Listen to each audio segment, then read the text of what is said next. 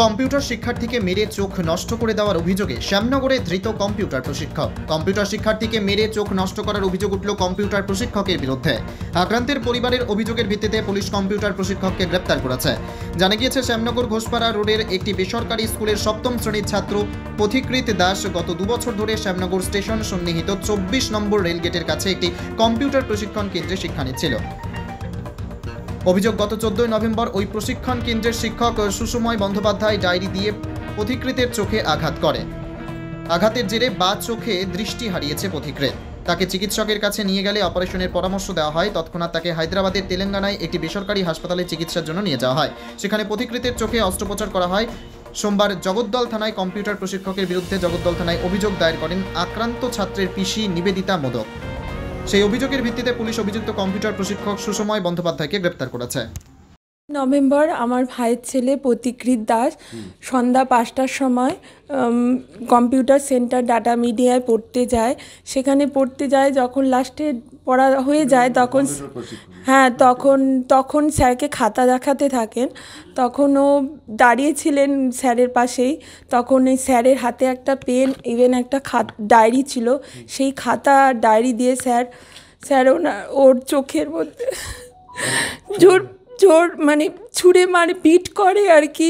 এরম করে ডান হাতে এরম করে ডান চোখটার মধ্যে বিট করে। বাঁ চোখটা তখনই ফেটে ভেতর থেকে জেলি বেরিয়ে যায়। ওর কর্নিয়া ফেটে যায় আর রেটিনা হয়ে যায়। ওর বাঁ চোখ তখনই হয়ে যায়। ও বারবার বলে যে আমি দেখতে পাচ্ছি না। স্যার বলে কিছু হয়নি, তোর চোখে পোকা ঢুকেছে। তারপরে ও অনেকবার করার পর স্যারকে বলার পরও স্যার একবারও চেয়ার থেকে ওঠেননি। তারপরে ওর নিচে ওর মা দাঁড়িয়েছিল, নিতে এসেছিল টিউশন থেকে। চোখ নষ্ট হয়ে গেছে। হ্যাঁ, তার নিচে এসে তারপরে মাকে বলছে, মা আমি চোখে কিছু দেখতে পাচ্ছি না, বাঁ চোখটা আমার নরম হয়ে যাচ্ছে। তখন ইমিডিয়েট আমার ভাই প্রশান্ত দাস, তারপর প্রকাশ কর, সেন্টু দা, সবাই মিলে একসাথে এখানে 2-3 জন, হ্যাঁ ওখানে যায়। তারপরে ব্যারাকপুর গাজাগলিতে 2টো ডাক্তারকে দেখে। ওনারা বলে ইমিডিয়েট এখন সার্জারি করতে হবে, ওর চোখের অবস্থা খুবই ক্রিটিক্যাল, ওকে চোখের দৃষ্টি এখন নেই, হারিয়ে ফেলেছে।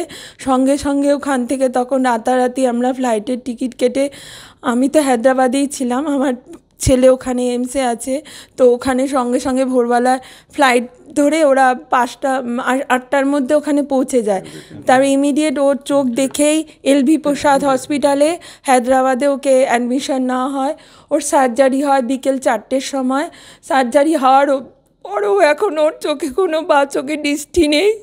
ও ডান চোখেও লাইট নিতে পারছে না। ওর অবস্থা খুব শোচনীয়। আমরা চাইছি যে শাস্তি হোক, ওনার খুব শাস্তি হোক, উনি যেন ছাড় না পায়। আর কোনো স্টুডেন্টের যেন এরকম ক্ষতি কোনো স্যার করতে না পারে। উনি মাঝে মাঝেই এরকম মানে চোখ দিয়ে ইশারা করতো। সুষময় মুখোপাধ্যায়, তো মাঝে কম্পিউটার টিচার, ডাটা মিডিয়া, 24 নম্বর রেলগেট, অঙ্গনা জেলাসের ওপরে ফ্ল্যাটে।